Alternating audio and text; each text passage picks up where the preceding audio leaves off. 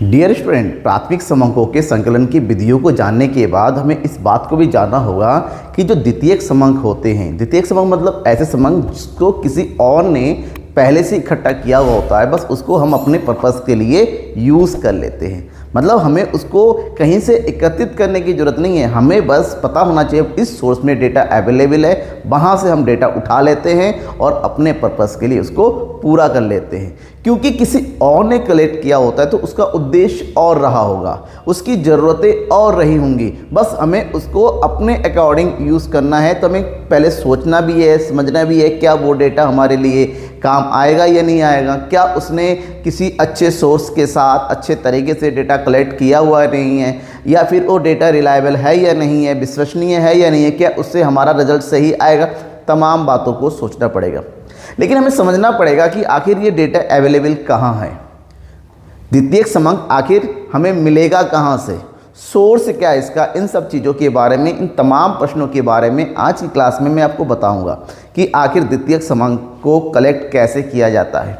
तो यहाँ पर द्वितीयक समंकों के संकलन के बारे में बताया जाएगा कि कैसे होता है। और द्वितीयक समंकों के संकलन से पहले हमें सबसे पहले ये समझ लेना होगा द्वितीयक समंक आखिर होता क्या है। सेकेंडरी डेटा जिसको बोलते हैं, यानी कि द्वितीयक आंकड़े बोलते हैं। वे समंक वे आंकड़े होते हैं जिन्हें किसी दूसरे व्यक्ति, संस्था या अनुसंधानकर्ता द्वारा दोबारा प्रयोग में लाया जाता है। दोबारा प्रयोग में लाया जाता है क्योंकि ये पहली बार किसी और ने इकट्ठा किया हुआ होता है अपने लिए। फॉर एग्जाम्पल, मैंने अपनी ज़रूरतों के लिए जो आंकड़े खुद इकट्ठा किया है वो है प्राथमिक समंक, और मेरे कलेक्ट हुए डेटा को अगर कोई अपने पर्पस के लिए यूज़ कर रहा है तो उसके लिए होगा वो द्वितीयक समंक।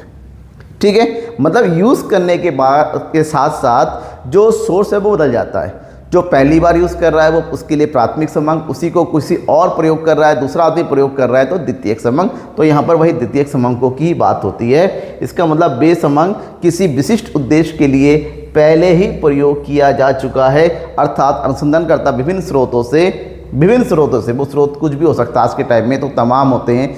आज के टाइम में तो गूगल बाबा अवेलेबल है, बस गूगल में जाओ, टाइप करो कि आपको क्या चाहिए, ये बाबा जी आपको कहीं से भी ढूंढ के कुछ ही सेकंड के आपके सामने वो डेटा रख देता है, आप वहाँ से उठाते हो। लेकिन सबसे बड़ी प्रॉब्लम है तो बिना सोचे समझे अगर किसी डेटा को कहीं से भी उठा लिया तो रिजल्ट गलत आता है। तो गूगल बाबा आपको ये तो बता देंगे कि भाई आपकी ज़रूरत के हिसाब से डेटा पे वहाँ से बहुत सारे वेबसाइट्स होते हैं, बहुत सारे वेबसाइट होते हैं जहाँ पर हमें एक लीगल वेबसाइट को चुनना होता है जो सही जानकारी दे सकता है, वहीं से हमें डेटा उठाना चाहिए। तो इसका मतलब होता है विभिन्न स्रोतों से अपने विशिष्ट उद्देश्यों के लिए समंकों को एकत्रित करना ही द्वितीयक समंकों का संकलन कहलाता है। और द्वितीयक समंकों की जब भी हम संकलन करते हैं, मतलब जब भी इसको कलेक्ट करते हैं, जुटाते हैं, आंकड़ों को एकत्रित करते हैं, तो द्वितीयक समंकों के आंकड़े जुटाने की हमारे पास दो विधियाँ हैं, दो प्रकार है।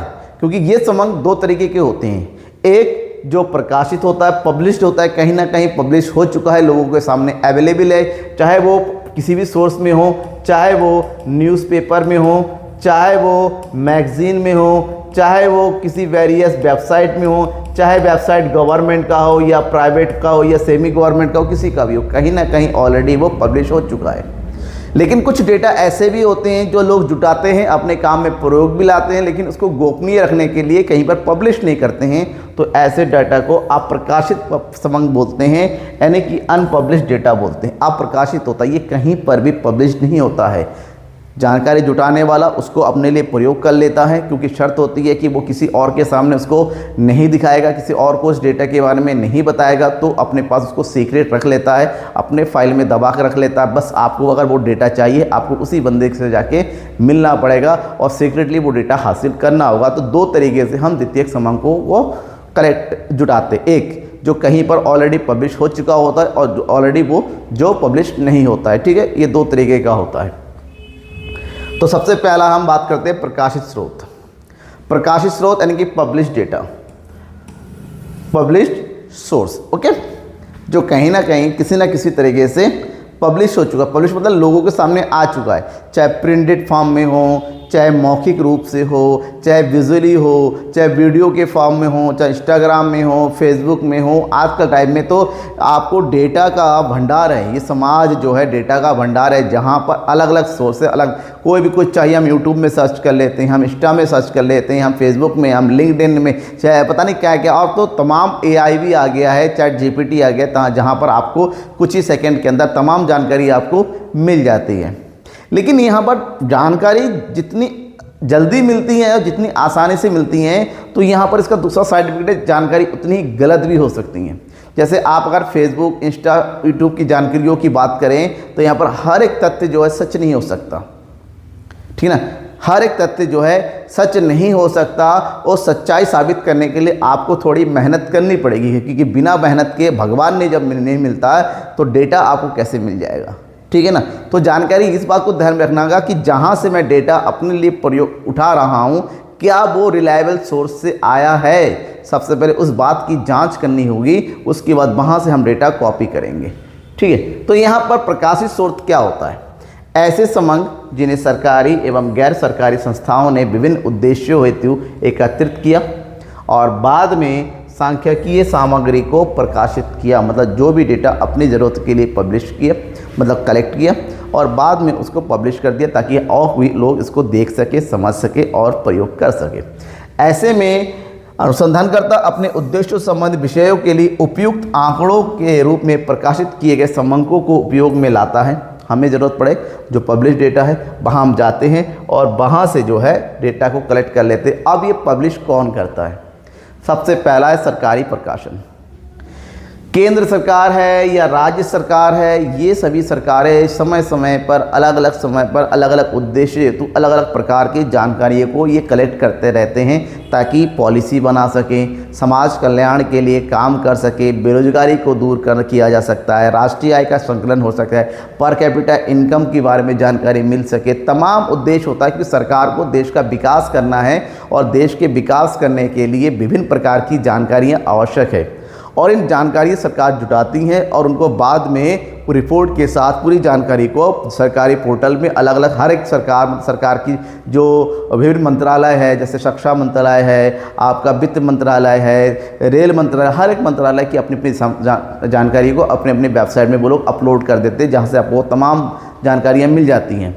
जैसे राष्ट्रीय आय संबंधी जानकारी होती है, आर्थिक सर्वेक्षण संबंधी जानकारी होती है, जनगणना, भारत की जनसंख्या संबंधी जानकारी होती है, रोजगार, बेरोजगारी, व्यापार, इन तमाम प्रकार की जानकारी जो कुछ भी चाहिए आपको तमाम सरकारी वेबसाइट में मिल जाता है। जैसे अभी कुछ दिनों पहले ध्रुव राठी ने एक जो है वो किया था, इंडिया का डेप्थ इतना इतना करोड़ है। आप सरकारी वेबसाइट में जाइए, वहाँ पर एक्चुअली में रियलिटी पता चलेगा कि वो कितना बड़ा झूठ बोल रहा है। तो इसके बारे में मैंने बताया भी था, आप देख सकते हैं, एक वीडियो दे रखा है मैंने, शॉर्ट में बनाया हुआ है वहाँ पर। दूसरा है आयोग। बस सरकार के अलावा सरकारी विभिन्न आयोग, सरकार अलग अलग प्रकार के आयोग बनाती हैं, जांच समिति बनाती हैं, ठीक है ना। जैसे शिक्षा आयोग बनाया गया था, पॉल्यूशन आयोग बनाया गया, योजना आयोग बनाया गया था। इन सभी आयोगों के द्वारा अपने उद्देश्यों की पूर्ति के लिए वो रिसर्च करते हैं, जांच पड़ताल करते हैं, और वो विभिन्न जांच समितियाँ अपने जो रिपोर्ट बनाती हैं उन रिपोर्टों को अलग अलग प्रकार से अनुसंधान कर्ता को या फिर अलग अलग सोर्स के थ्रू प्रकाशित करती है। और जो प्रकाशन होता है वो एक बड़ा सोर्स होता है आंकड़ों का, जहां से हम अपनी ज़रूरत मुताबिक आंकड़े उठा सकते हैं। जैसे वित्त आयोग की जो रिपोर्ट होती है, एकाधिकार आयोग की रिपोर्ट है, बांचू समिति की रिपोर्ट है, बैंकिंग आयोग की रिपोर्ट है, ठीक है ना, जुवेनियल न्याय बोर्ड की रिपोर्ट है। अलग अलग तरीके के लोग जानकारियाँ जो है साझा करते हैं।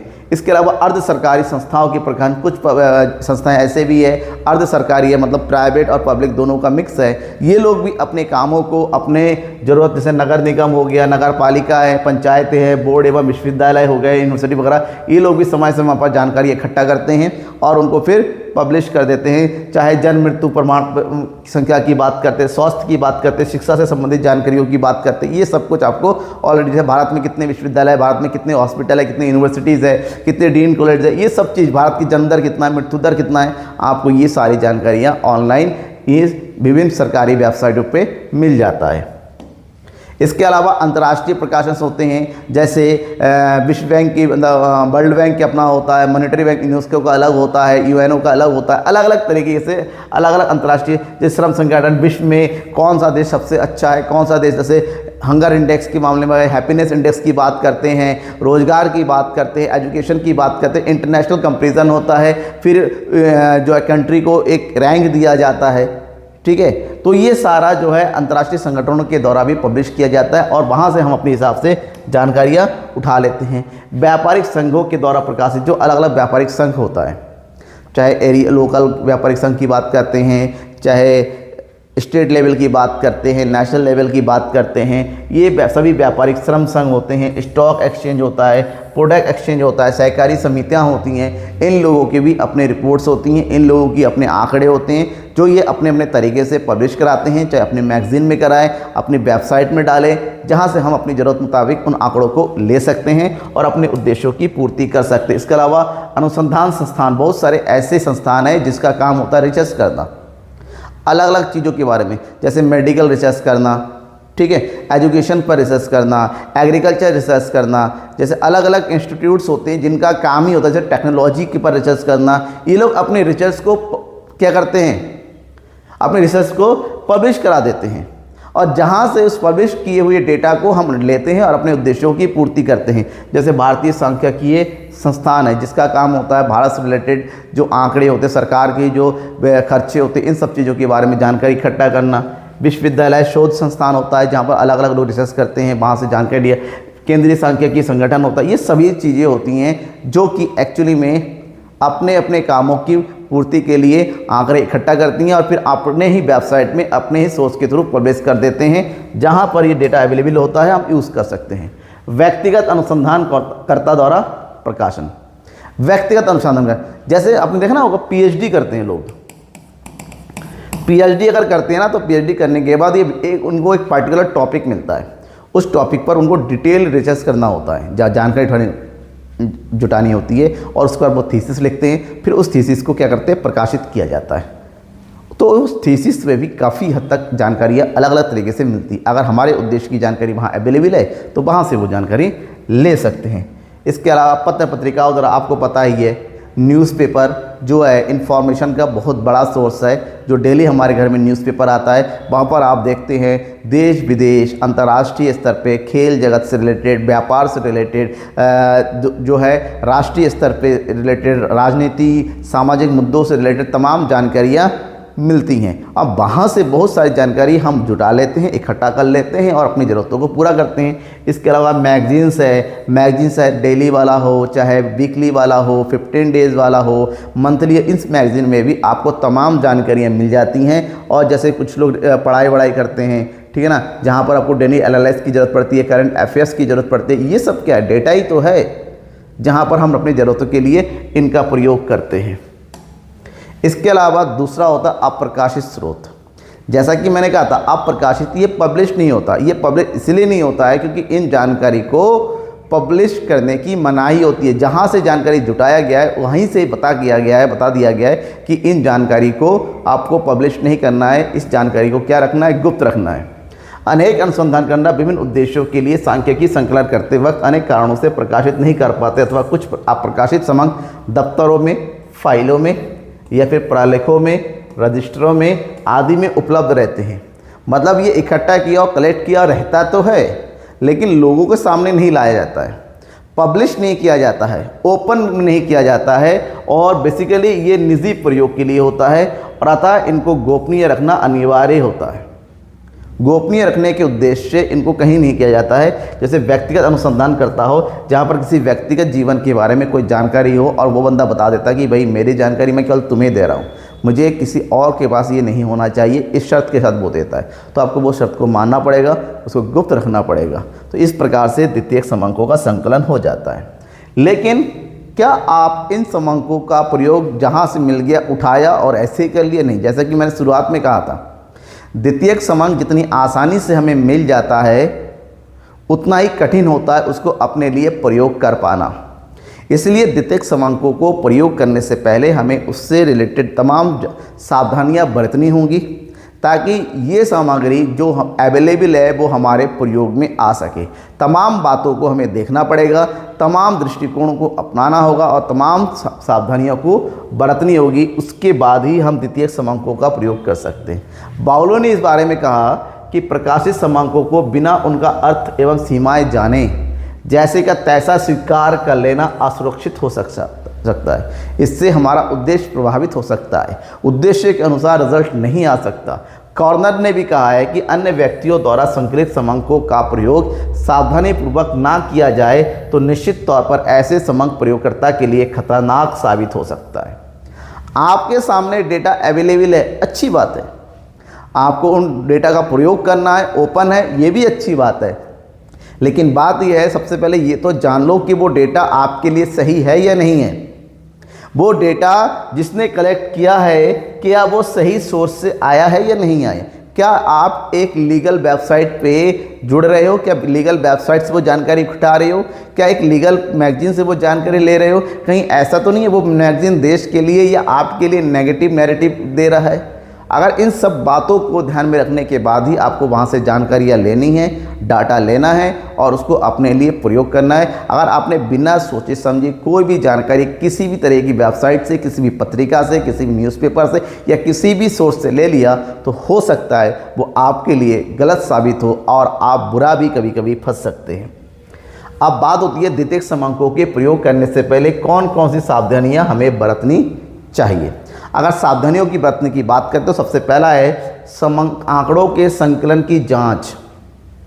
हमें इस बात को जांचना पड़ेगा कि ये जो आंकड़े हैं, यदि खोजकर्ता ने सही योग्यता के साथ कार्य नहीं किया है अर्थात आंकड़ों का संकलन पर्याप्त नहीं है, तब ऐसी स्थिति में बिना जांच किए द्वितीयक क्रमांकों के रूप में प्रयोग नहीं किया जाए। हमें देखना पड़ेगा कि जो आंकड़े मैं देख रहा हूँ उसको किसने संकलित किया है, क्या ये सही लीगल तरीके से संकलित हुआ है।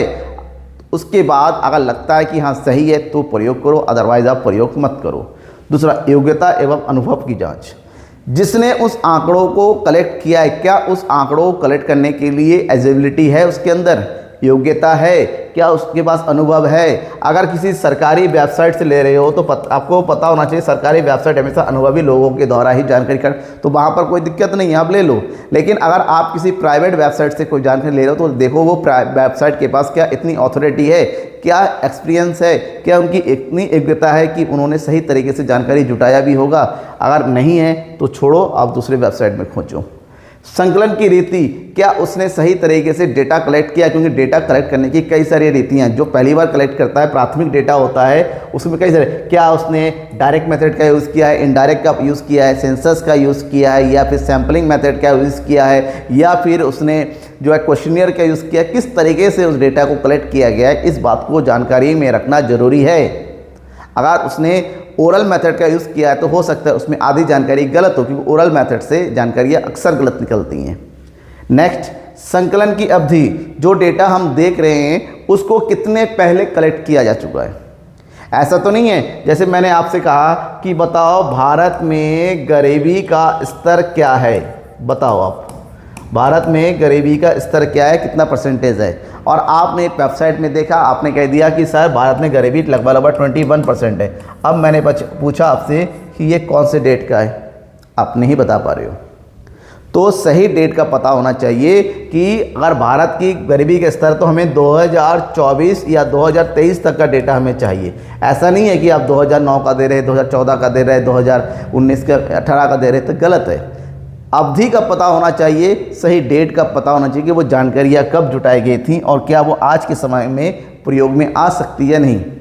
संकलनकर्ता का पक्षपात, आपको देखना होगा कि कहीं जानकारियाँ इकट्ठा करने में अनुसंधानकर्ता के द्वारा पक्षपात तो नहीं किया गया है। कहीं ऐसा तो नहीं है कि जानकारियों को इन फेवर में करने के लिए एक तथ्य को छुपाया जा रहा है और एक को बताया जा रहा है। फॉर एग्जाम्पल, इलेक्ट्रल बॉन्ड की बात हो रही थी, ध्रुव राठी जी और अलग अलग कांग्रेस वाले भी तमाम तरीके से बताया इलेक्ट्रल बॉन्ड कि बीजेपी ने इलेक्ट्रल बॉन्ड का घोटाला किया है। कैसे पता चला? ये तो सार्वजनिक था ना। अगर बीजेपी ने मान लीजिए 100 रुपये में से बीजेपी ने अगर 36 रुपये यहाँ से कलेक्ट किया है तो बाकी लोग भी तो लिए हैं। कांग्रेस ने भी इलेक्टोरल बॉन्ड से चंदा लिया है, तृणमूल ने भी लिया है, टीडीपी भी ने लिया है, आपने भी लिया है, अलग अलग तमाम संगठनों ने लिया है, तमाम पार्टियों ने लिया है। तो लेकिन दोष केवल एक बीजेपी के माथे मढ़ी जा रही है। तो यहाँ पर सही है कि आपने कहा बीजेपी ने लिया है तो लिया है, गलत है। लेकिन अगर 36 रुपये बीजेपी ने लिया है तो यहाँ पर 64 रुपये किसी और पार्टियों ने भी तो मिलके लिया है। उस बात को भी बताना कि एक पक्ष का बात नहीं होनी चाहिए। अगर बात करो तो दोनों पक्ष की बात करो। अगर गलत है तो सबकी गलतियां को बताओ, यानी कि केवल एक की गलती को बता रहे हो और तमाम लोगों की गलतियों को आप छुपा जा रहे हो। तो पक्षपात तो नहीं हो रहा, इस बात को देखना पड़ेगा। आंकड़ों की उपयुक्तता, आपको ये देखना पड़ेगा कि जो आंकड़े कलेक्ट किए गए हैं वो विश्वसनीय है या नहीं है, वो आपके लिए यूज़फुल है या नहीं है, क्या वो अपने उद्देश्यों की पूर्ति कर रहा है या नहीं कर रहा है। इन सब बातों के बारे में जानकारी रखना जरूरी है। इसके अलावा आंकड़ों का सजातीय होना, मतलब जो आंकड़े आप इकट्ठा कर रहे हैं वो सारे आंकड़े एक जैसे होने चाहिए, एक रूप में होने चाहिए, एक प्रारूप में होना चाहिए, सारे आंकड़े एक दूसरे से मिलते होने चाहिए। ऐसा नहीं है कि आपने एक जगह से लिया आंकड़े अलग नतीजे बता रहे, दूसरे से लिया दूसरे अलग बता रहे, नहीं, अलग अलग तरह का विभिन्नता नहीं होनी चाहिए, एक रूपता का होना जरूरी है। शुद्धता का स्तर कैसा है, आंकड़े शुद्ध है या नहीं है। शुद्ध मतलब होता है सटीकता है कि नहीं है, क्या वो आपके उद्देश्यों की पूर्ति करेगा कि नहीं करेगा, कहीं पर गलतियां तो नहीं है, त्रुटि तो नहीं है, आधी अधूरी की जानकारी तो नहीं है। इन सब बातों को ध्यान में रखना पड़ेगा। जब सभी बातों को ध्यान में रखेंगे तभी आपके उद्देश्य की पूर्ति होगी, अन्यथा कहीं ना कहीं आपके उद्देश्य ऐसे धरे के धरे रह जाएंगे। तो कैसा लगा आपको वीडियो, क्या आपको तमाम जानकारियाँ मिल गई हैं जो आपकी एग्ज़ाम के लिए ज़रूरी है, क्या आपको कहीं पर कुछ डाउट रह गया है, क्या कहीं पर कोई एग्जाम्पल, कोई पॉइंट, कोई हेडिंग समझ में नहीं आया। अगर किसी भी तरह का डाउट आपके मन में है तो बेझिझक कमेंट बॉक्स में लिख के भेज दीजिए कि सर यहाँ पर ये डाउट रहा है, उसके डाउट की पूर्ति यानी कि डाउट को सॉल्व करने की पूरी जिम्मेदारी मेरे ऊपर है। आप क्या करना है, सब्सक्राइब करना है, लगातार आपको सांख्यिकी से रिलेटेड तमाम चाहिए, क्योंकि अभी तो थ्योरेटिकल पढ़ा रहा हूँ, उसके बाद न्यूमेरिकल क्वेश्चन भी पूरा सॉल्व होगा। 100% कोर्स आपका होगा, अगले 1-2 महीने के अंदर पूरा कोर्स आपको अवेलेबल करवा दिया जाएगा। और ये व्हाट्सअप नंबर है जहाँ के थ्रू आप मुझसे कनेक्ट भी कर सकते हैं। और इंस्टाग्राम में आप पता है आजकल के यूथ इंस्टाग्राम में बड़े जो है फेमस है, इंस्टाग्राम में बड़ा यूज़ करते हैं। तो बेटा इंस्टाग्राम में जाओ, @ढाली सर को भी फॉलो कर दो और आपको इससे रिलेटेड तमाम मोटिवेशनल बिजनेस कोर्स वगैरह मिलते रहेंगे। इसके अलावा कॉमर्स वैल्यू से जुड़ जाओ और यहाँ पर आपको एजुकेशनल न्यूज़ वगैरह मिलती रहेंगी। तब तक के लिए थैंक यू एंड बाय।